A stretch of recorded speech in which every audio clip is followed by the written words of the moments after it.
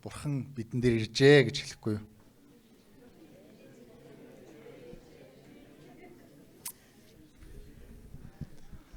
Та явах шаардлагагүй гэсэн үг.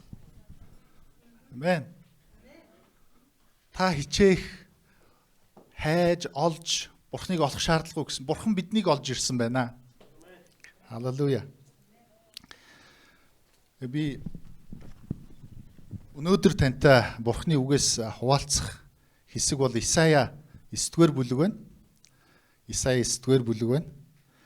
Тэгээд өнөөдрийн хуваалцах энэхүү ишлэлийн хэсэг энэ номлол бидний төлөө төрсөн хөвүүн гэдэг нэртэй байна. Сэдвийн дор би тантай хуваалцахыг хүсэж байна. Амен. Тэгээ би эхлээд сургаал бэлдэж эхлэхдээ бодохдоо баярын сургаал бол богинохон байхаа гэдэг ч юм уу те. Тийм бодолтойгоор би эзний өмнө ирсэн баг. Тэгсэн чи эзнээ үгүй гэж хэлсэн. Миний тухай хангалттай ярих хэрэгтэй гэсэн. Амен. Тэгээ та бол чилэх нэгэн ч тийм зүйл байхгүй гэдэгт итгэлтэй байна. Яагаад гэвэл эзэн тэр өөрийгөө илчилж таниулахыг маш хүсэж байна. Тэр өөрийгөө энэ баярын өдөр ч гэсэн утга шалтгаан нь би юмаа гэдгийг дахин таниулаасаа гэдгийг эзэн өөрөө хүсэж байна. Амен. Таач мөн түүнийг таньж мэдэх нь баяр хөөр юм аа. Халелуя. Бүгдээр Исая 9:1-ээс 7-г би эндээс уншия. Та Исая 9-р бүлгийг Библиэлд гаргаарай. Тэгээ би нэлээд олон ишил дурдах болно. Тэгээд энэ хэсэгтэр та ямар ч байсан Исая 9-р бүлгээ л харсаар байгаарай. Тэг ягаад гэвэл би бусад хэсгийг уншихдаа би унших болно. Та таны сонсголд хүрээсэй гэдгийг хүсэж байна. Та олон зүйл бүү сатаараарай. Харин эзэн төвлөрөөр. Амен. Христмас гэдэг бол Христийг хүндлэх, мөргөлөх гэсэн үг байна. Амен. Бид хамтдаа Христийг цугаараа, бултаараа хамтдаа цуглаад эзэнд мөргөл өргөхийн төлөө цугладаг. Христмсийн утга учир бол тийм байна. Амен. За би уншия. 1-р ишлэлээс харин зовлонтнуудад дахин харанхуй болохгүй. Урдийн цагт тэр Зебулун нутаг ба Нафталийн нутгийг жигшүүр байлгасан бол хожим нь харийнхны нутаг Галил, Йордны нөгөө тал, Тэнгисийн замыг сүр жавхлантай болгоно. Харанхуйд алхаж явах ард түмэн их гэрлийг үзв. Үхлийн сүүдэрт нутагт суугчдын дээр гэрэл тусваа. Та энэ үндэстнийг олшруулан баяр хөөргийг нь бадраажээ. Ургац хураахын баяраар, олз хуваахын хөөрөөр таны оршихуйд тэд баярлалдмөө. Учир нь тэднийг дарамтлах буулгыг, мөрөн дээрх дөнгийг нь, дарангуйлагчийг нь ташуурыг Медианы өдрийн адил та эвдэжээ. Тулалдаанд цэрэг хүний өмссөн гутал бүрийг, цуснд булгасан хувцас бүхнийг галын түлш мэд шатаана. Учир нь бидний төлөө хөвгүүн төрж, бидэнд хүү өгдсөн ажээ. Засаглал түүний мөрөн дээр байж, түүний нэрийг гайхамшигт зөвлөгч, хүчит бурхан, мөнхийн эцэг, энхийн жонон гэж дуудана. Давидын синти дээр түүний хаанчлал дээгүр засаглал хийгээд амар тайван нь тэлэх үед эцэс үгүй. Шудраг ёс үнэн зөвөр үүнийг өдгөөгөөс өн мөнхөд тогтон тулнаа. Төг түмдийн эзний зүтгэл үүнийг гүйцэлдүүлэх болно гэсэн байна. Амен. Халелуя. Тэ бүгдээрээ хамтдаа 1 ба 2 дугаар ишлэл дээр эхлээд анхаарлаа хандуулцгаая. Энд нэгэн нутгийн тухай ярьж байгаа тийм үү? Зебулун ба Нафталийн нутаг жигшүүр байсан бол үүнийг сүр жавхлантай болгоно гэсэн. Энийг бурхан хийж гинэ гэсэн. Жигшүүрийг сүр жавхлан болгож. 2 дугаар ишлэлээр харах юм бол харанхуйд алхаж яваа хүмүүс их гэрлийг үзв. Үхлийн сүудэрт суугчдын дээр гэрэл тусваа гэсэн. Харанхуйд байгаа хүмүүс дээр гэрэл туссан байна. Амен. Харанхуйг гэрэл болгосон. Энэ ажлыг бурхан хийж байна. Гайхамшигтай өөрчлөлтийг бурхан хийж байна. Тэр миний таны амьдралд энэ өөрчлөлтийг хийсэн. Амен. жигшүүрийг минь сүр жавхлан болгосон. Харанхуйг гэрэл болгосон. Тэр эзэн өнөөдөр бидэнд ирсэн байна. Бидний төлөө төрсөн хөвгүүн энэ зүйлийг хийжээ. 6 дугаар ишлэлдэр учир нь бидний төлөө хөвгүүн төрж бидэнд хүү өгсөн гэсэн. Амен. Энэ хэсгээр 8 дугаар бүлэг Исая 8 дугаар бүлэг төгсөхдөө юу гэж дууссан бэ гэхээр дараа нь тэд газар руу харахад зовлон шаналн харанхуй уйтгар гүнгийн сүудэр үзэгдэнэ. Тэд харанхуй руу хөөгдөнө гэж дууссан ба. Өөрөөр хэлбэл энэ гэрлийг үзэхийн өмнө жигшүүр сүр жавхлан болохын өмнө харанхуй гэрэл болохын өмнө тэнд харанхуй зүйл байх. Яг энэ хэсэг Эхлэл номыг бид Библи уншаад эхний Эхлэл номыг бид уншдаг. Эхлэл номын 1:1 дээр ийхүү дүрсэлсэн байна. Би танд уншиж үзүүлье. 1:2 дээр 1-2 дээр ихэнд бурхан тэнгэр ба газрыг бүтээжээ. Газар нь хэлбэржээгүй, хоосон төдийгүй, оёоргүй гүний гадаргууд харанхуй бүрхэж.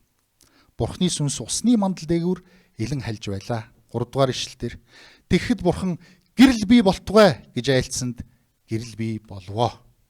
Амен. Энэ үг орчлон ертөнц хэрхэн бүтээгдсэн тэр эхлэлийн тэр гайхамшигтай сүр жавхлан гайхамшигтай хэсгийг Исая номон дээр дахин дурдсан байна. Арай өөр хэлбэрээр дурдсан байна. Исая гэдэг нэгэн хүн тэр Есүс Христийг энэ дэлхий дээр саяын хэлсэн хөвгүүн энэ дэлхий дээр мэдлэхээс өмнө 700 жилийн өмнө энэ иш үзүүлэлийг хэлсэн байна. 700 жилийн өмнө. Есүс Христ ирснээс хойш 2000 жил өнгөрсөн байна. Өөрөөр хэлбэл 2700 жилийн өмнө энэхүү үгийг, энэхүү амлалтыг, энэ хэсгийг Исая гэдэг хүний амаар дамжуулан бурхан ярьсан байна. Ингэхдээ хүү өгөгдөх болно гэдгийг хэлж байна. Аль 700 жилийн дараа бурхны цаг хугацаа гайхамшигтай. Халелуя. 700 жилийн өмнө хэн нэгэн зөгнөгдсөн нэгэн Есүсээс өөр байна уу? 2000 жилийн өмнө ч гэсэн хүндлэгдэн магтагцсаар байгаа тэр нэгэн энэ дэлхий дээр байгаа юу? Та магадгүй энэ цуглаанд, энэ баярын цуглаанд анх удаа ирсэн байж магадгүй юм. Хэн нэгэн ураад тэгвэл та энэ зүйлийг бодож үзээрэй. Цаг хугацааг эзэгнэхэн төрсөн цорын ганц нэгэн байна. Амен. Цаг хугацааг манай эзнээс өмнөх манай эртний буюу манай эзэн гэсэн үг байдаг. Манай эзний он тоолол гэж хэлэгддэг. Өөрөөр хэлбэл цаг хугацааг хугаан байж энэ дэлхийд мэндэлсэн цорын ганц нэгэн байна. Тэр бол энэ даруухан малын твшинд мэндэлсэн тэр нэгэн хөвгүүн байна. Тэр нэгэн хөвгүүнийг 700 жилийн өмнө ийхүү дурдсан байна. Гайхамшигтай. Халелуя. Энд хэлсэн Зебулун ба Нафталийн нутаг гэдэг нь Яаковын хөвгүүдийн 12 хөвгүүдийн хоёрынх нь нэр дурддагдж байгаа. Тэр нутаг нь хаана байх вэ гэвэл одоогийн Израилийн хойд хэсэгт нутагт байсан. Тэгээ энд ямар зүйл болсон бэ гэхээр энд 2 дугаар хаад 15 дугаар бүлэг дээр энэ тухай дурддагддаг. Би уншиж өгье. Та сонсоорой. Израилийн хаан Пекагийн өдрүүдэд Ассирийн хаан Теглат-Пилесер ирж Нафталийн бүх газар нутаг буюу Йон, Абель-Мит, Бака, Йона, Кадеш, Хазор, Гилеад болон Галилийг эзлэн авч тэднийг Ассир руу олзлон авч явжээ гэсэн. Өөрөөр хэлбэл тэр харанхуй руу хөөгдсөн тэр хүмүүс олзлогдсон тэдгэр хүмүүс баг. Нафтали энэ нутагт бүх газар нутагт олзлон авч явсан тэр харанхуй руу явсан хүмүүсийн дээр бурхан Исаягаар дамжуулан тэр хүмүүсийн жигшүүрийг сүр жавхлан болох болно. Эргээд харанхуй руу хөөгдсөн хүмүүсүүд их гэрлийг үзэх болно гэж амласан байна.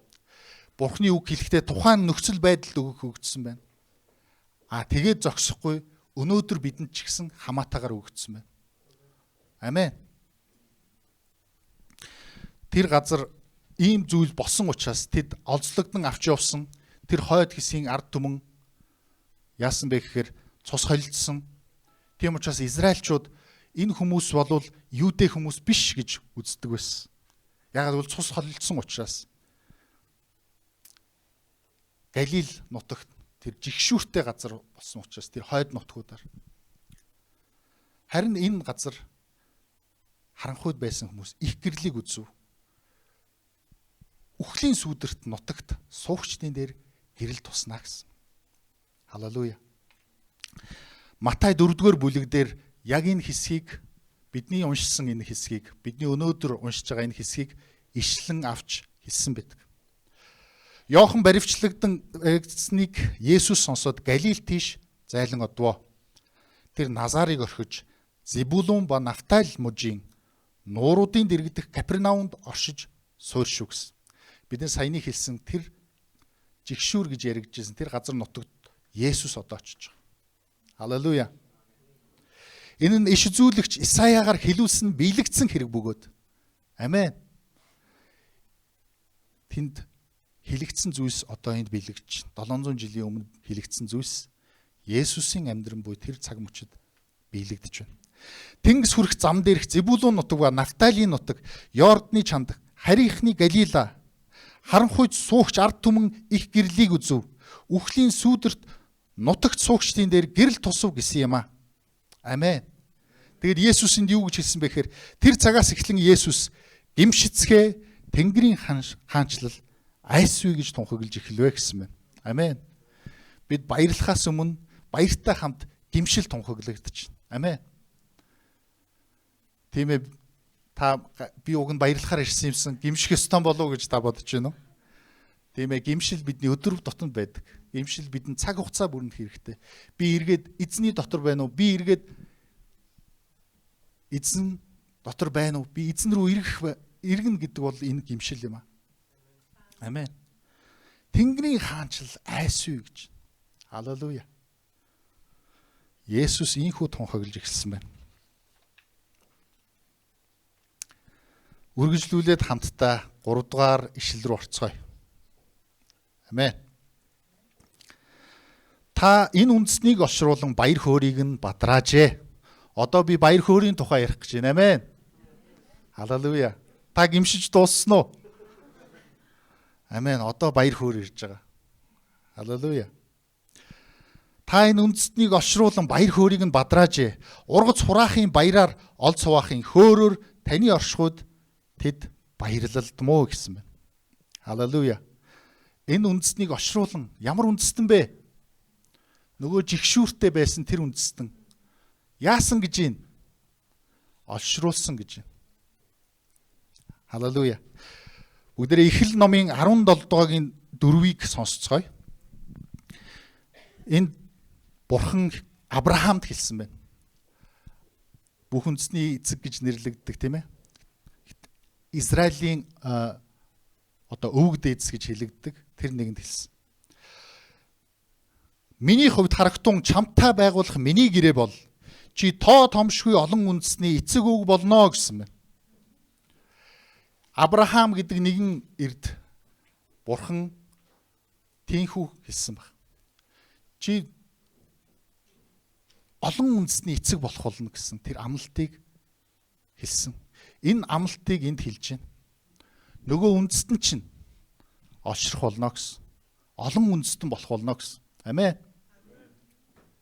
Аль хэдийн бүр тэр үнэхээр газрын дунд тэнгисийн тэнд оршин сууж байгаа нэг л үндэстнээс энэ дэлхий даяар эзэн Есүсийг одоо хүндлэн суугаа. Түүнд мөргөн, түүнд түүнийг дагж амьдарч байгаа тэр олон үндэстэн. Дэлхийн үндэстнүүд эзэн олшруулсан байна уу? Халелуя. Тэгээд баяр хөөргийг нь бадраана гэсэн байна. Халелуя. Тэгээд энэ баяр хөөргийг хэлэхдээ 2 зүйлийг хэлсэн байна. Ямар 2 зүйл? Ургац хураахын баяр, олз хуваахын хөөр гэж 2 удаа тодорхойлсон. Та ургац хурааж исэн хүмүүс байна уу? Байна. За тариаланч байсан хүмүүсүүд байгаа юм байна, тийм ээ. За би болвол ямар ч байсан тариаланч арай байгаагүй. Гэхдээ хадлан хийж үзчихсэн. Тэгээ хадлан бол их ажил байдаг, хөлс гардаг, цаг хугацаа ордог. Тэгээ дуусны дараагаар маш их баяр хөөрдөг. Амен. Ямар ч байсан энэ зүйлийг жоохон ч гэсэн амталсан байна. Гэхдээ энд ярьсан зүйлсийг орох юм бол ургац хураасан хүмүүс яагаад баярлдаг вэ? Тэд жилийн турш идэх хоол хүнстэй боллоо гэж баярлдаг. Амен. Бид өлсөхгүй нэ гэж баярлдаг баг. Халелуя. Тийм ээ. Тэр хөвгүүн төрсөн учраас бид хангамж, Бурхны хангамжийг авч байгаа. Намайг эздэг хүн өлсөхгүй, надаас уусан хүн цангахгүй гэж хэлсэн. Тэр бол Есүс Христ юм аа. Халелуя. Хүүгийн улмаас та хангамжийг эдэлсэн. Хангамж хангалтыг. Тэгээд зогсохгүй дараа нь үргэлжлүүлээд хэлж байна. Олз хуваахын хөөрөөр гэсэн мэн. Энд хэлж байгаа олз гэдэг зүйл юутай холбогддог вэ гэхээр дайнтай холбогддог. Дайсантай холбогддог. Дайнд ялаад яадгүй олзоо хуваадаг. Тэгээ олзоо хуваахдаа ялсан хүмүүс гоё байх уу? Баяр хөөртэй байх уу? Баяр хөөртэй байна, тийм үү? Тэгээ ялсан хүмүүсийн баяр хөөрөөр тэд олз хуваагаад тэд баярлалдана гэсэн. Тэгээ энэ тухайд цаана 4-р ишлэлдэр илүү тодорхой хэлсэн байна. Ямар учир нь тэднийг дарамтлах буулгыг 1-р юу гэсэн бэ? Буулга. 2-р нь яадаг буулга гэсэн бэ? Дарамтлагдаг буулгыг. Мөрөн дээрх дөнгийг гэсэн. 3-р нь дарангуйлагчийнх нь юу гэсэн бэ? Ташуурыг яасан гэсэн бэ? Та эвдсэн гэсэн. Бурхныг хэлж байна.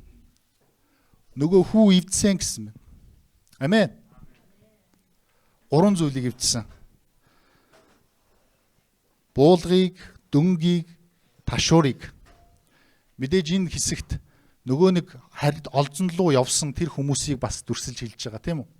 Тэд дарамтанд ор байсан байгаа. Тэр үнэхээр харийн түрэмгийлэлд ор байсан байгаа. Тэр дөнгөлөгдөж эсэргүүцсэн боссон хүмүүсийг дарж исэн байгаа.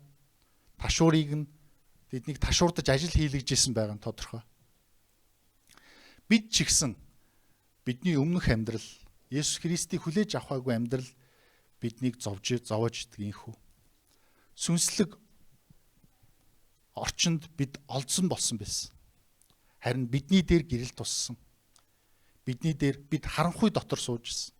Харин бидний дээр Есүсийн гэрэл туссан. Амен.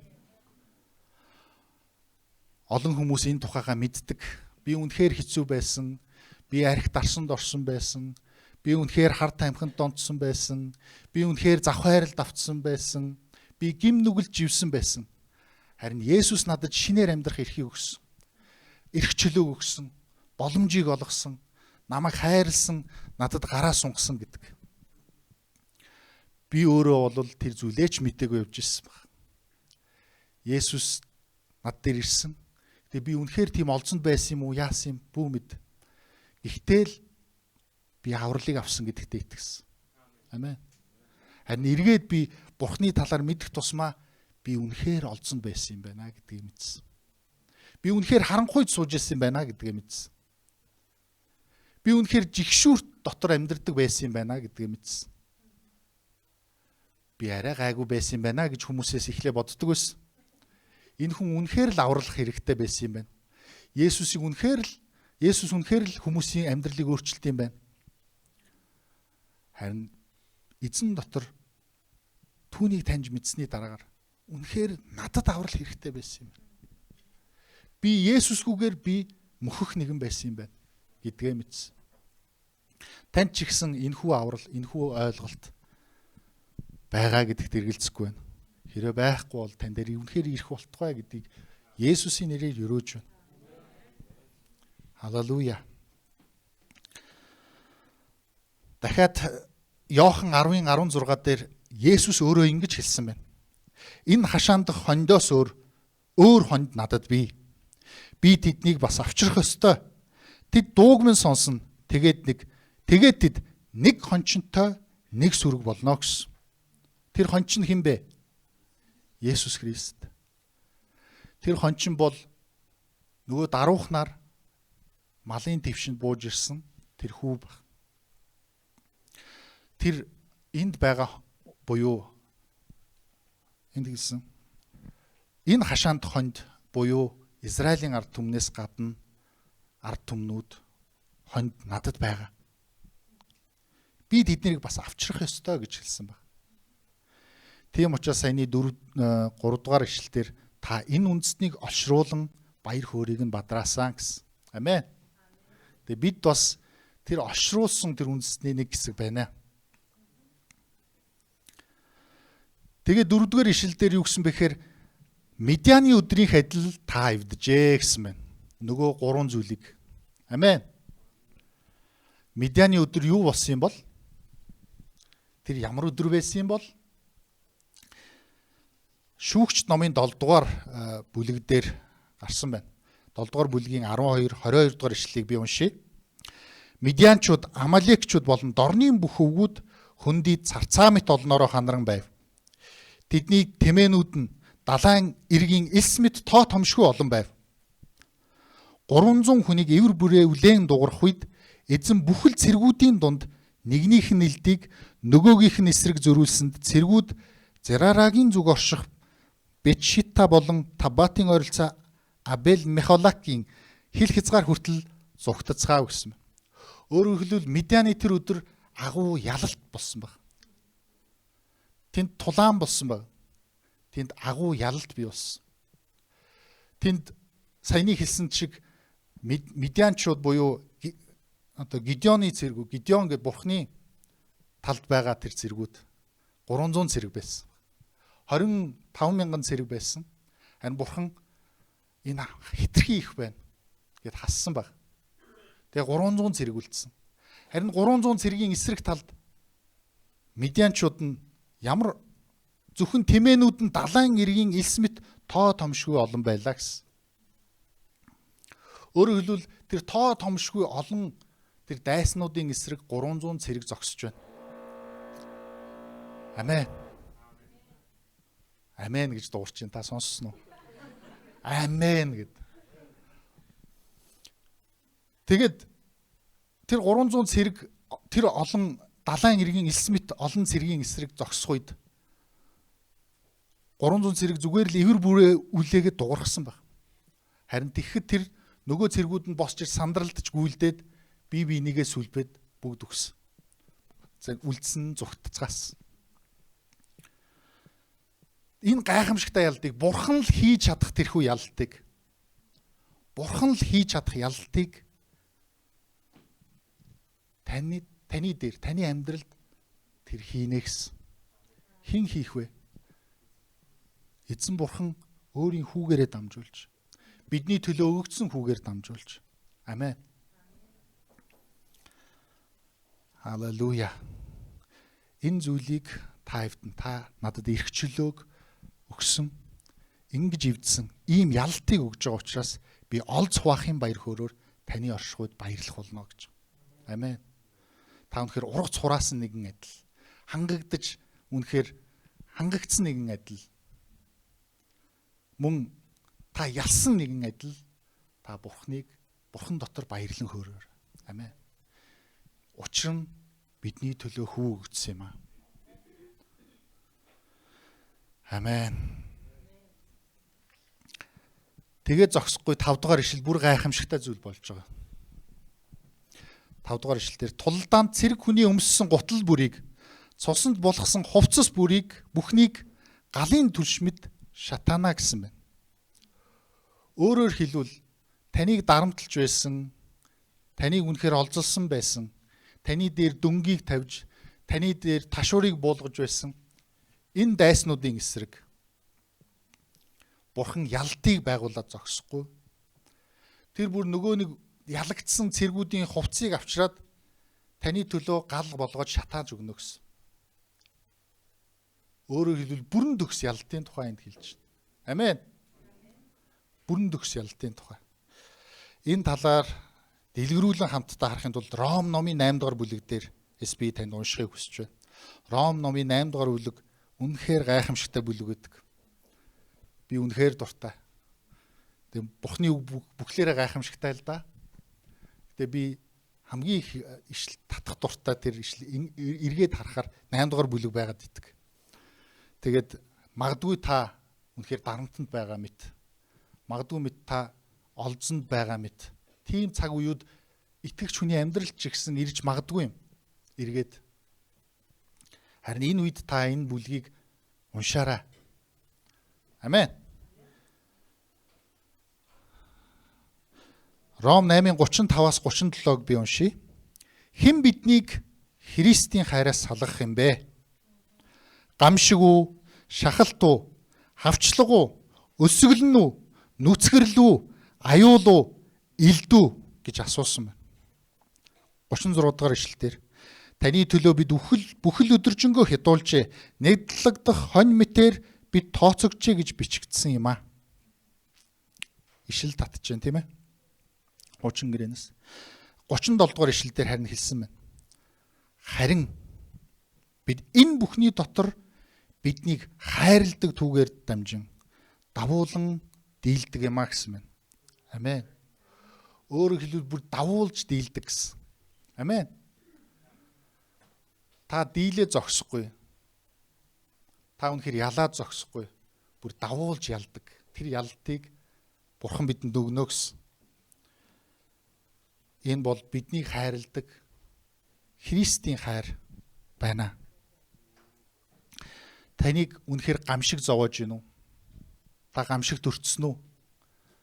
Магадгүй ковид л хамгийн түрүүнд бодогдож магадгүй те. Шахалт уу? Шинэ жилийн баяр болж байна. Та шахалтанд өртсөн үү? Хавчлаг уу? Гэтэ би энгийн байдлаар хэлж байгаа шүү мэдээж тийм ээ. Хавчлаг уу? Та хавчлагд өртсөн үү? Есүст итгэдгээсээ болоод хавчигдж байгаа юу? Хавчигдсан мэдрэмжийг авч ирсэн үү? Та өсөглөн байна уу? Бид нар баярын дараа зоогтой байгаа. Амен. Нүцгэрлүү. Та хувцсгүй би өмсөх хувцсгүй болчлоо. Баярт явах гэсэн чинь гэж та анзаарсан уу? Эмэгтэй хүмүүс үнэхээр шүүгээ дүүрэн хувцс байхад надад өмсөх хувцс байхгүй байна гэдэг гэсэн. Тэгээд эрэгтэй хүмүүс яадаг вэ гэсэн чинь ганц хувцстай хэрнээ яадаг вэ? Надад хувцс хэрэггүй гэдэг гэсэн. Тийм ээ? Нүцгэрлүү, аюул уу, илд үү? Энэ бүхнийг бичиж байгаа Паулд энэ бүх зүйлс тохиолдсон баг. Тэр амьдралынхаа зүйлсээс хүүрнэн өгүүлж байгаа. Энэ бүх зүйлс Христийн хайраас таныг салгах юм гэж юу? 37 дугаар ишлэлдэр үгүй гэж хэлж байгаа. Харин гэж. Эсрэгээр үгүй юм аа. Үгүй юм аа гэж бүгдээрээ хэлэх үү? Христийн хайраас энэ бүгд таныг салгах уу? Үгүй юм аа. Харин бид энэ бүхний дотор биднийг хайрладаг түүгээр дамжин давуулан дийлдэг юм а гэсэн. Амен. Халелуя, эзэнд алдрыг өргөе. 5 дугаар ишлэлээр тулдаанд цэрэг хүний өмссөн. Нөгөө цэрэг хүн танд дийлдэд ялагдаад унтсан байгаа. Үхсэн байгаа. Цэрэг хүний өмссөн гутал бүрийг цуснд булхсан хувцас бүхнийг галын түлшмэд шатаана. Таны төлөө Бурхан энэ зүйлийг хийж байна. Амен. Давуулан дийлж байна. 6 дугаар ишлэлээр учир нь бидний төлөө хөвгүүн төрж бидэнд хүү өгсөн ажээ.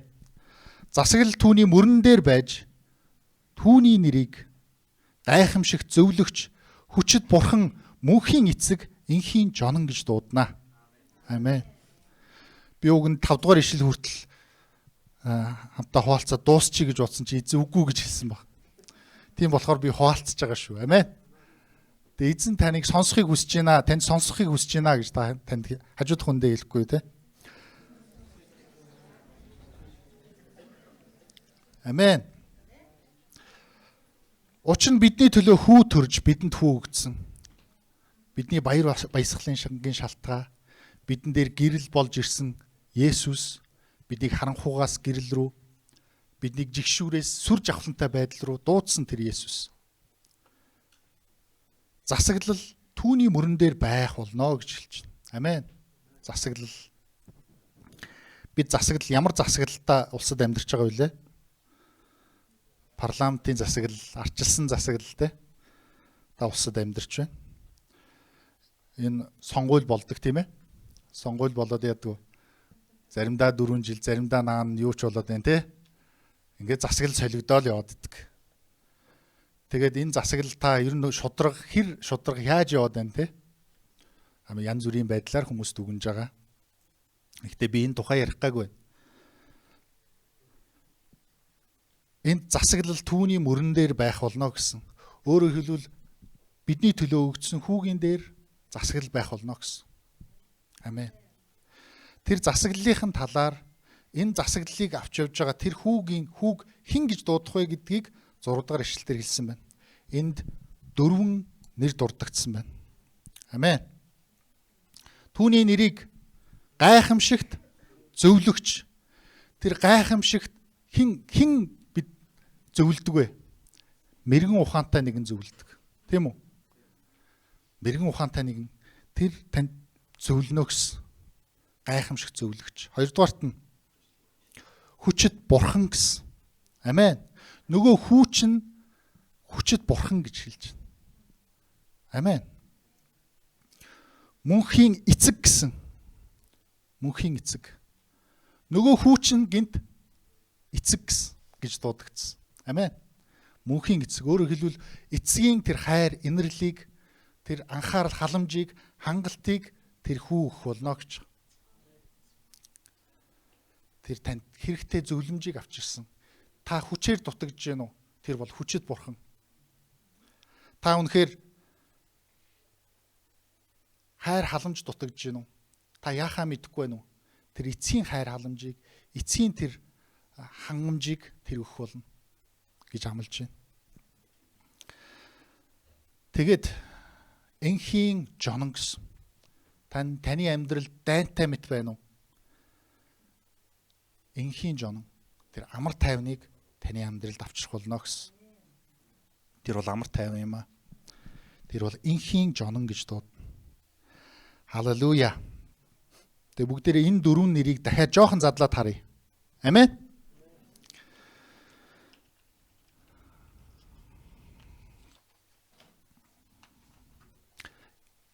Нэгдүгээрх нь ямар нэр байсан бэлээ?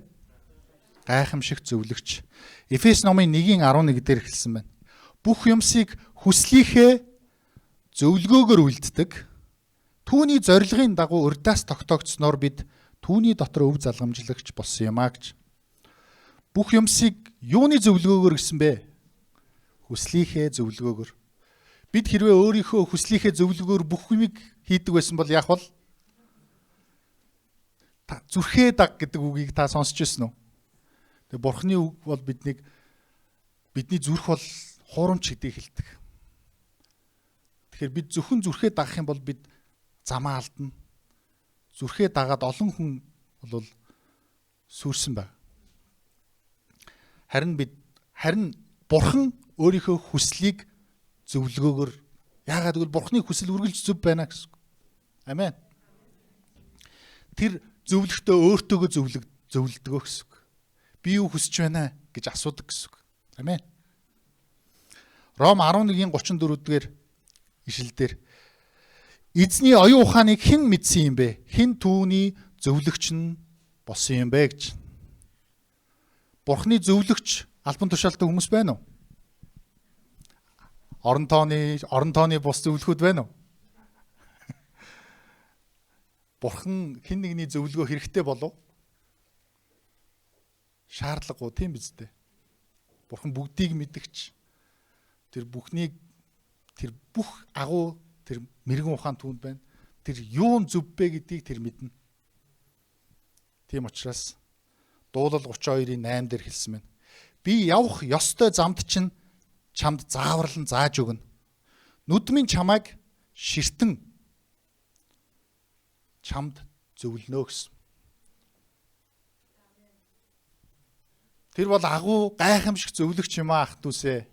Та түүний зөвлөгөөг авч түүний зөвлөгөөгөөр амьдраарай. Амен.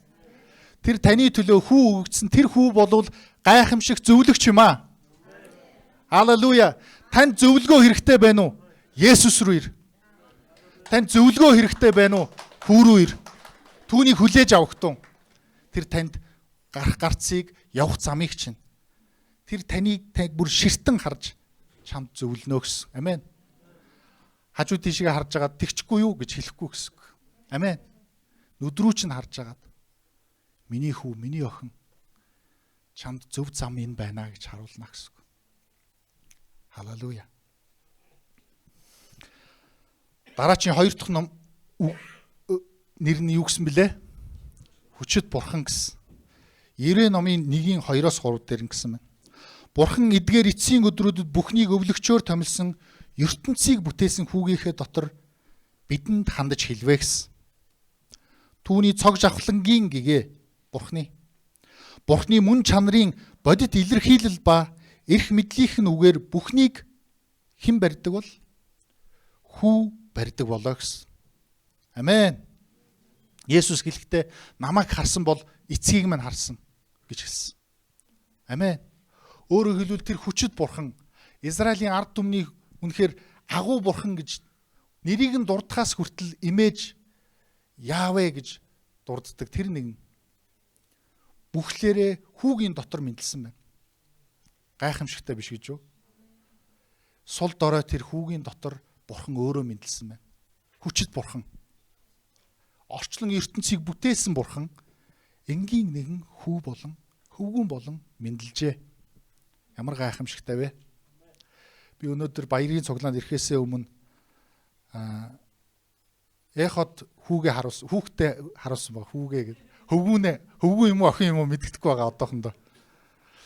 Тэгээд харуулсан тэнд гайхамшигтай зүрх цохилж ирсэн. Одоо 6 см байгаа гэсэн юм хэн. Тэгээд бүр 1-2 см байхдаа хүртэл зүрхэн цохилж идэг.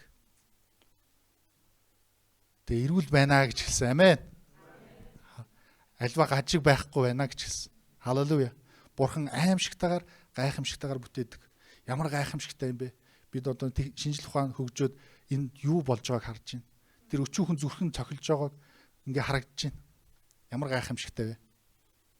Халелуя. Тэгээ бид хүүхдийг хүлээж авдаг. Би одоо 4-р хүүхдээ хүлээж авах нь байна. Бяцхан нялзраа тэр хүүхдийг гар дээр хүлээж авах.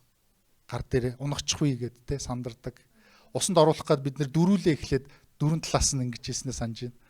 Том охиноо гарах үед яах ёстой болоо би амандаа ус балгацсан. Нэг аав минь надаас том гартаа учраас ингээ гар дээр барьцсан. Унгаачих үедээ гэл тийм үү. Тэгээ бүгд сандарцсан. Ээж минь усын тааруулах гал нэг ингэж үзэл янз бүрийн таарч ийн үү яаж ийн гэл. Тэгээ тэр сул дорой тэр нялцраа хүүгийн дүрээр бурхан өөрөө ирж байгаа. Та бурханд итгэдэг гэж бодож гин үү? Бурхан танд эхлээд итгэсэн юм аа. Өөрийн хүүгээ илгээсэн юм аа. Амен. Түүний итгэл агуу байна биш гэж юу? Өөрийн тэр агуу хүчит бурхан нялзраа хүүгийн дүрээр бидэнд өөрийгөө өгсөн байна. Халелуя. Бурхан танд итгэдэг гэж та хажууд хүндээ хэлэхгүй юу?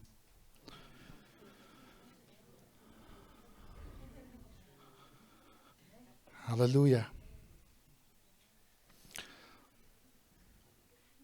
3 дахь нэр. Амен. Ямар нэр байсан бэ? Мөнхийн эцэг гэсэн. Амен. Халелуя. Тэгэд эзэн дээр ирсэн бид янз бүрийн нөхцөл байдлын амьдралаас эзэн дээр ирсэн байдаг. Тэгээ олон хүмүүсийг би аав маань өнгөрсөн учраас ч гэдэм үү, аав маань үнэхээр баг байхад маань ингээд ээжээ салаад явцсан ч гэдэм үү. Эцэг аавын талаарх тэр аавын хайрыг, инэрлийг, халамжийг авалгүй өссөн хүмүүсүүд их байдаг. Тэгээ тэр хүмүүс аавыгаа санаж ч юм уу тийм ээ. Тэгээ тэр хүмүүс ихэвчлэн бурхныг анх хүлээж авахдаа тэр зарим нь маш гайхамшигтайгаар хүлээж авсан байдаг. Би бол чиний эцэг юм а гэж бурхан өөрийгөө илчилсэн байдаг зүрхэнд. Амен. Тэгээд тэр хүмүүс би аавтай болсон гэдгээ хэлдэг. Зарим хүмүүс миний аав сайн хүн байсан. Миний аав бол сайн хүн. Би ааваасаа хайрыг мэдэрсэн гэж хэлдэг. Яг л тэр хайрыг, тэр сайн аавыг гэж би Бурхныг хүлээж авсан гэж бас хүмүүс хэлдэг. Эсвэл аавыгаа уучлж чадахгүй байсан тэр хүнд хэцүү өөрийг нь хаяад явсан тэр хүмүүс ч гэсэн би жинхэнэ эцгээ аавыгаа оллоо гэж хэлдэг. Эргээд би намайг төрүүлсэн миний эцэг болсон тэр аавыгаа би эргээд уучлж байна гэж хэлсэн.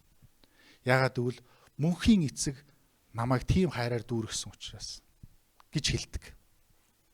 Та ч гэсэн тэр хүмүүсийн нэгэн байхаа гэж итгэж байна. Халелуя. Нөгөө хүү маань гинт эцэг болсон. Амен. Тэр бяцхан хүү бидэнд Бурхан эцгийн хайрыг мэдрүүлсэн, авчирсан байна.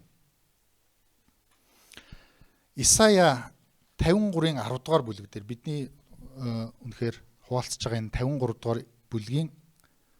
дугаар бүлгийн Исая номны 53 дугаар бүлгийн 10-ын дунд хэсэг дээр юу гэж хэлсэн бэхээр амиа тэр ялын тахил болгоос үрээ тэр үзнэ гэж хэлсэн. Амиа ялын тахил болгон өргөх юм бол тэр яана гэсэн бэ? Үрээ үзэх болно гэсэн. Гайхаж гин үү? Тахил болгоод өргөхөөр юу болох вэ? Үхнэ гэсэн үг үстэй. Үхчих юм бол яана гэсэн бэ? Хүүхдээ үзнэ. Энэ бидний оюун ухаанд энэ амлалтыг өгтөө тэр үед энэ жоохон Исая жоохон сонирн байхаа гэж хүмүүс бодож исэн байж магадгүй те. Ямар сони юм яриад байна галзуу солиотой юм шиг. Харин энэ нь Есүс Христийг бэлэгдсэн байна. Есүс Христийг хэлсэн байна. Амен. Нөгөө хөвгүн энд ингээд мэндэлсэн байгаа. Малын твшинд. Ийм гоё байгаагүй ах л да. Гэхдээ сүнслэг орчинд ингэж гоё харагдаж байгаа. Амен. Тэгээ малын твшин тэр яд руу орох газар байхгүй учраас малын тэр тижэл өгдөг сарвчтай хашаанд мэндэлсэн байна. Нөгөө нялзраа хаан сентинээсээ буусан тэр сентид байх нэгэн хамгийн тэр доор энгийн яахаа мэдэхгүй те хоёр залуугийн ууган хүү болж мэндэлжээ. Тэгээд мэдлээ зогсгүй яг энэ дүрслийг харахаар дээр нь загалмай байж. Тэр юуны төлөө төрсөн бэ? Тэр амиа өргөхийн төлөө энэ дэлхий дээр ирсэн. Амен. Түүний зорилго тэр байсан. Тэгээд тэр зорилгоо гүйцэлдүүлсэн. Тэгээд үрээ үзнэ гэсэн. Өөрөөр хэлбэл бид түүний үзэх тэрхүү үр нь бид байна. Амен. Халелуя. Та Бурхны хүү болсон гэж та хажууд хүндээ хэлэхгүй юу? Та Бурхны охин болсон гэж.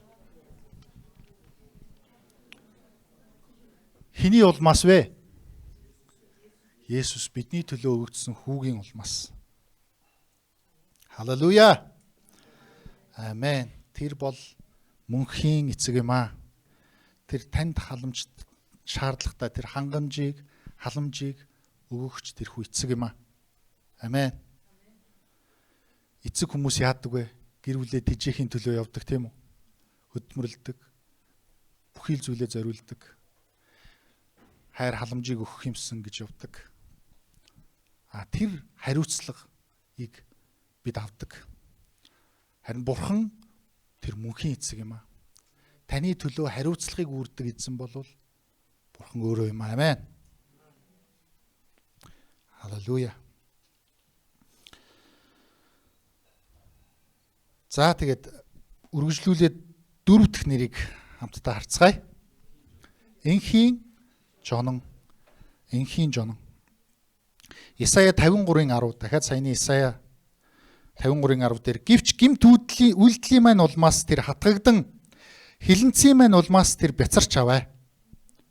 Амар тайвны мөн төлөө түүн дээр гисгэл байж шархаар нь бид эдгэрчээ. Танд амар тайван өгөхийн тулд Есүс дээр гисгэл буусан гэсэн. Юуны улмаас? Бидний гмийн улмаас, гимт үйлдэлийн маань улмаас. Есүс гимшигтүүн гэж хэлэхдээ би та нарын төлөө хатгагдах болно гэдгийг хэлж байгаа давхар. Амен. Миний төлөө. Би өөрөө гимшид гимээ алга болгож байгаа юм биш. Би ухаарад ойлгож бүх зүйлээ гимж уучлж байгаа юм биш. Харин Есүс загалмай дээр цовдлогдсон учраас, Есүс тэр гисгээл нь буусан учраас бид уучлагдсан. Амен. Тэр бидний төлөө бяцарсан. Тэр хүү маань загалмай дээр бяцарсан. Бидний амар тайвны төлөө гисгээл нь байгаад бидний шархаар нь бид эдгэрсэн. Амен. Амен. Таныг гим нүгэл, гимт байдлууд, гимт үйлдэл үндэ таныг дарамтлж ирсэн. Гимт үйлдэл таныг амар тайвангүй болгож ирсэн. Гимт үйлдэл та биднийг өвтгсөн байсан. Бид өвчтөй байсан. Харин шархаар нь бид итгэрсэн гэсэн. Амен. Танд амар тайван болж ирсэн Есүс таныг эдгэсэн юм аа. Халелуя. Амен. Амар тайван таныг эдгээдэг гэж та хажууд хүндээ хэлэхгүй юу?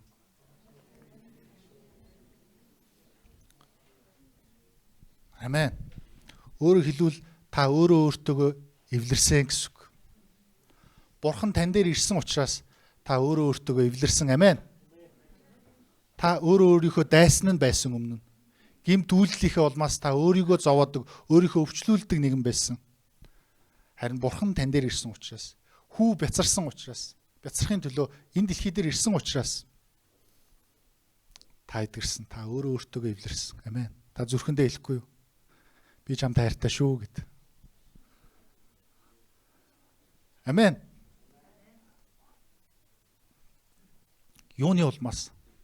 Есүс ирсэн учраас та өөртөө эвлэрсэн. Хоёрдугаарт Ром 5:1 дээр тиймээс бид итгэлээр зөвтгөгдсөн тул эзэн Есүс Христээрээ дамжин Бурхантай эвлэрсэн. Амен. Халелуя. Бурхан таныг өөрөө өөртөө ч нэвлүүлсэн. Тэгээ зогсохгүй Бурхан өөрөө тантай эвлэрсэн байна. Хинээр дамжуулан? Есүс Христээр дамжуулан. Загалмай дээр цовлогдсон Есүс Христээр дамжуулан. Загалмай дээр амиа өргөхийн төлөө энэ дэлхий дээр ирсэн тэр хүүгээр дамжуулан. Танд өгөгдсөн хөвгүүнээр дамжуулан Бурхан та эвлэрсэн юм аа. Та түүнтэй энхийн гэрээг тогтоосон юм аа. Амен. Халелуя. Та өөртөө эвлэрсэн, та Бурхантай эвлэрсэн. Есүсийн улмаас. Амен. Бурхантай эвлэрээгүй хүн байна уу? Бүгдээрээ Бурхан тантай би эвлэрсэн юм байна гэж хэлэхгүй юу? Баярлалаа Есүс. Амен. Та үнэхээр итгэлтэйгээ хэлээрэй. Амен.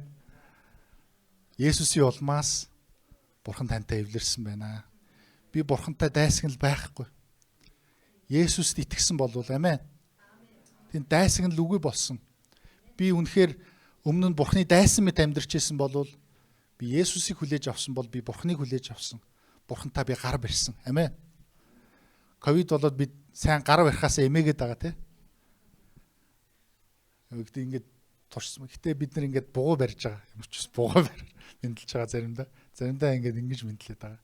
Гэтэл сэтгэл дотроо бол тэрвэрцэн явж байгаа тийм ээ. Амен.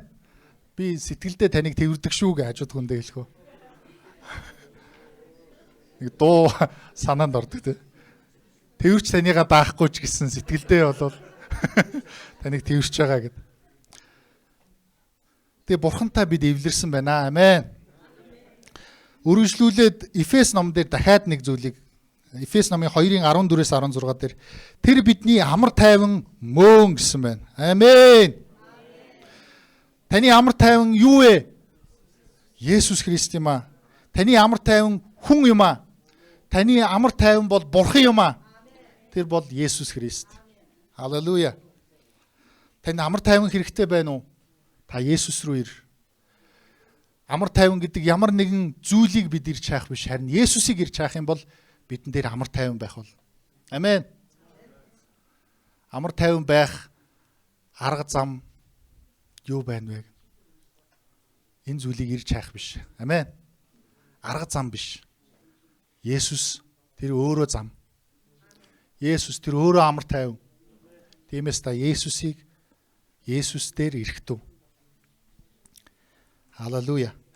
Тэрээр мах бодороо хоёр хэсгийг нэг болгож бидний дундах дайсагнал болох хуваагдлын ханыг нураасан юм а гэсэн. Амен. Энд хэлэхдээ Израиль болон харь үндэсний тухай ярьж байгаа. Израиль ба харь үндэсний хооронд тэр хуваагдлын хан байсан бол, өөрөөр хэлбэл хүмүүсийн дунд хан байсан бол түүнийг нь нураасан юм а. Амен. Та хажууд хүндээ хэлэхгүй юу? Бидний хооронд хан байхгүй шүү гэж хэлэхгүй юу? Амен. Бидний хооронд хан байхгүй. Бидний хуваагдлыг Есүс Христ нураасан. Халелуя. Тэгээд бид эвлэрсэн байна. Бурхан биднийг өөртөө минь эвлэрүүлсэн. Бурхан өөртөөгөө биднийг эвлэрүүлсэн. Бурхан биднийг ах дүүс нартай эвлүүлсэн. Бүх чиглэлд Бурхан биднийг эвлэрүүлсэн. Бидний инхийн, тийм учраас бид түүнийг инхийн жонон гэж дуудсан. Тийхүү. Амен. Халелуя. Тэгээ бид нар сүүлийн ишил дээр очиж байна. Амен. Халелуя. Тэгээ Бурхан таныг үнэхээр сонсоосоо гэдэг учраас анхаарлаа үнэхээр төвлөрүүлээрэ гэсэн учраас таныг ингэж дуудаад байгаа юм шүү. Та хажууд хүнээ жоохон цочоох гээд үзхөө. Унтах гэж байгаа юм биш үсттэй гэж. Одоо бас нэг чухал зүйлийг хамтдаа хаалцах шин. Хамгийн сүүлийн ишил шүү. Гэхдээ та зүрхэндээ бүгдийг нь хүлээж аваарай. Амен. Халелуя.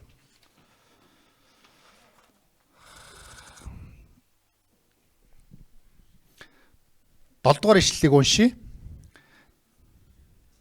Давидын сэнти дээр түүний хаанчлал дээгүүр засаглал хийгээд амар тайван нь тэлэх үед эцэс үгэ. Шудраг ёс үнэн зөвөр үүнийг өдгөөгөөс өн мөнхөд тогтоон тулнаа. Түг түмдийн эзний зүтгэл үүнийг гүйцэлдүүлэх болно гэсэн байна. Амен. Халелуя. 2 дугаар Самуэль 7-гийн 18 дээр энд Бурхан Давидын тухай Давидэд хэлсэн амлалтыг дурдсан байна. Тэгээ бидний сая сонсон хэсэгтээ Давидын сэнти гэсэн тийм үү? Давид хэн бэ? Хаан тийм үү? Сэнти гэж юу юм бэ? Судал, хаан судал. Сэнти дээр түүний хаанчлал гэсэн. За, энийг бүгдээрээ энэ хэсгээр харцгаая. Давидэд Бурхан амласан байна. Чиний гэр болон чиний хаанчил миний өмнө мөнхөд үргэлжилж, чиний хаан ширээ мөнхөд тогтно байна гэж хэлсэн байна. Өөрөөр хэлбэл Давидын сэнти хаанчлал мөнхөд тогтно гэд өмнө нь мянгаад жилийн өмнө амлалтсан байна гэсэн үг. Бурхан Давид гээд хүнд Бурхан амлалтсан байна. Есүс Христээс өмнө мянгаад жилийн өмнө. Тэгээд юу гэсэн бэ гэхээр би чиний хаанчлалыг чинь сэнтийг чинь мөнхөд тогтоох болно гэсэн. Давид яасан бол би өхгүй бахтаа гэж бодсон болов. Түүнээс төрөх үр садна үргэлж мөнхөд тэр хаан сэнтид байх болно гэсэн. Амен.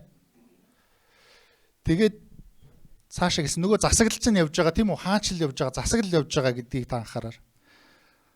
Түүний хаанчлал дээгүүр нөгөө амар тайван хийгээд засаглал тэлэх үед нь эцэс байхгүй гэсэн. Энэ хаанчлал яадаг засаглал, яадаг хаанчлал бэ? Тэлдэг хаанчлал юм аа. Амен. Бурхан танаар дамжуулан хаанчлалыг тэлэх болно гэж та хажууд хүндээ хэлээрэй. Амен. Тэлдэг хаанчлал гинэ. Тэлдэг хаанчлал. Амен. Халелуя. Гайхамшигтай хаанчлал байна. Тэгээд энэ эцэс төгсгөлгүй тэлэх тэрхүү хаанчлалын тухай ярьсан байна. Тэгээ Иремья 23 дугаар бүлэгт харагтун би Давидэд зөвхт мөчөр ургуулах өдрүүд ирж байна гэж эзэн тунхаглаж байна. Тэрээр хаан мэд захирч мэрэгэн ухаанаар үйлдэж энэ газар шудраг ёс болон зөв шудрагыг үйлдэх болно гэсэн. Түүний хаанчлал нь зөв шудраг, мэрэгэн ухаан дээр тогтдог зөв шудраг ёс болон зөв шудраг дээр тогтдгоо гэсэн. Халелуя. Матай номын эхлэхдээ юу гэж эхэлдэг вүлээ? Авраамийн удам, Давидын удам, Есүс Христийн Угийн бичиг гэж эхэлдэг. Бид өмнө Авраамд юу гэж бурхан амласан тухай хэлсэн тийм ээ? Юу гэж амласан бэлээ? Чи бүх үндэстний эцэг болох болно гэсэн. Би чамайг ошруулах болно гэсэн. Амен. Тийм учраас Авраамийн удам Есүс Христ. Халелуя. Тэр Есүс Христээр Авраамд хэлсэн тэр амлалт нь Есүс Христээр биелэгдэж байгаа. Есүс Христ бүх үндэстний эцэг гэж дуудагдсан. Жинхнээс. Амен. Хоёрдугаарт нь Давидын удам. Давидын удам нутгийн хаан ширээ мөнхөд тогтуулна. Есүсийн хаанчлал мөнхөд байх болно. Халелуя. За ингээд хамгийн сүүлийн ишлэл дээр жинхнээсээ оч. Исая 55-ын 1-3. Хөөхий цангагч бүрээ. Ус руу ирэхтүүн та цангаж гин үү? Би нилээн их ярьсан учраас ам маань жоохон цангаж байна. Ус руу ирэхтүүн. Халелуя. Надад үнэхээр тусч байна. Ус руу ирэхийг хүсэж. Мөнгөгүй нэгнээ ирж худалдан авч идэхтүүн мөнгөгүй хүн байна уу? Ирж мөнгөгүй үнгүүгээр дарс сүү худалдан авахтун. Гайхамшигтай юм биш үү? Юун та нарт халах биш юмд мөнгө зарцуулна вэ? Цадахгүй юмны төлөө хүч хөдөлмөрөөр яах юм бэ? Намайг сонсож сайныг нь ид. Өөх тосыг таалан жарга. Чихээ нээгээд над руу ир гэж бурхан айлдаж байна. Сүнс чинь амьд байхын тулд сонсогтун. Давидын төлөөх итгэмжит хайр инэрлийн ёсоор би та нартай мөнхийн гэрээ байгуулах болно гэсэн. Давидэд хэлсэн амлалт танд ч гэсэн хамаатай гэсэн үг. Халелуя. Та бурхныг ирж хайж цангагч мэт түүн дээр ирж гин үү? Та түүнийг сонсохоор та чихээ тавьдаг уу? Танд бурхан Давидын төлөөх итгэмжит хайр инэрлийнхээ ёсоор би та нартай мөнхийн гэрээ байгуулна гэсэн байна. Ингээд би энэ сургаалаад дүгнэхийг хүсэж байна. Бурхан эзэн танд зориулж хөвгүүн өгжээ. Тэр нялзраа хөвгүүнийг Бурхан өөрөө тэр хөвгүүний дотор өөрөө бүхлээрээ тань дээр ирсэн байна. Халелуя. Тиймээс тань дээр гэрэл болж, таранхууд суугаа тань дээр гэрэл болж, жигшүүрт байгаа биднийг сүр жавхлантай болгож Бурхан өөрөө тань дээр ирсэн байна. Бурхан танд баяр хөөргийг өгөхийн тулд ирсэн байна. Энэхүү баяр хөөр нь үнэхээр ургац хураахын баяр хөөр мөн олз таныг үнэхээр таны эсрэг дайсагнаж байгаа бүхнийг ялж дийлээ дээр нь зогсоод. Амен. Эргээд таныг үнэхээр давуулан дийлүүлэхийн тулд одоо ч гэсэн тань руу магадгүй таны эсрэг байгаа тэдгээр дайснуудын дээр давуулан дийлэхийн тулд танд магадгүй бэрхшээлүүдийг зөвшөөрсөн байна. Тэгээд энэ зүйлээр дамжуулан таныг бүр жинхэнэ давуулан дийлэхийн тулд танд энэ зүйлсийг зөвшөөрсөн байна. Амен. Тэгээд зогсоогүй. Тэр нэгэн болвол таны хувьд бүх зүйл чинь байх боломжтой. Тэр гайхамшигт зөвлөгчд нь байна. Хүч дутсан үед танд хүчийг өгөх бурхан байна. Танд хайр инэрлээ үзүүлдэг мөнхийн эцэг байна. Тэр таныг үнэхээр өөртөө чинь бурхантай бусдаа эвдрүүлэх амар тайван инхийн зам болон өөрөө ишсэн байна. Тэгээ зогсохгүй тэр хүү Давидэд амласан тэр амлалтын тэр хаан сэнти дээр мөнхөд залраад тэнд хаанчлаа тогтоосон байна. Тэр хаанчлалтаа таныг өрсөн байна. Тэгээ тэр хаанчлалын иргэн болгонд танд дуудсан байна. Давидэд өгсөн тэр амлалт, Давидэд өгсөн тэр хайр инэрлээ танд үнгүүгээр өгсөн байна. Тэрхүү үн цэнийг нь хүү ирснээрээ загалмаа дээр цовлогдсон таны төлөө нас барж хийсэн гүйцэлдүүлсэн байна. Түг түмдийн эзний зүтгэл үүнийг гүйцэлдүүлэх болно гэсэн. Амен. Бурхан өөрөө зүтгэнэ гэж амласан байна. Үүний ард би байгаа юмаа гэж хэлсэн байна. Халелуя. Би батлан даагч нь байна. Би энэ зүйлийг хийх болно гэж хэлсэн байна. Бурханд алдрыг өргөе. Бүгдээр хамтдаа түүний өмнө алдар магтаал хүндлэлийг хамтдаа өргөцгөөё. Амен.